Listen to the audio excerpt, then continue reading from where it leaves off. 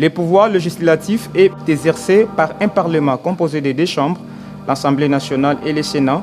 Sans préjudice des autres dispositions de la présente Constitution, le Parlement vote les lois. Il contrôle les gouvernements, les entreprises publiques ainsi que les établissements et les services publics.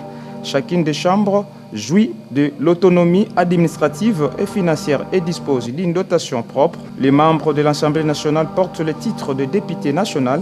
Ils sont élus au suffrage universel direct et secret. Les candidats aux élections législatives sont présentés par des partis politiques. Ils peuvent aussi se présenter en indépendant. Chaque député national est élu avec des suppléants. Les députés nationaux représentent la nation. Tout mandat impératif est nul.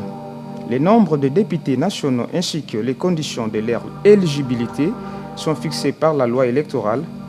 Nul ne peut être candidat aux élections législatives s'il ne remplit les conditions ci-après: être congolais, être âgé de 25 ans au moins, jouir de la plénitude de ses droits civils et politiques, ne pas se trouver dans un des cas d'exclusion prévus par la loi électorale. L'Assemblée nationale et le Sénat sont dirigés chacun par un bureau de 7 membres comprenant un président, un vice-président, un deuxième vice-président, un rapporteur adjoint, un questeur adjoint. Les membres du Sénat portent le titre de sénateur.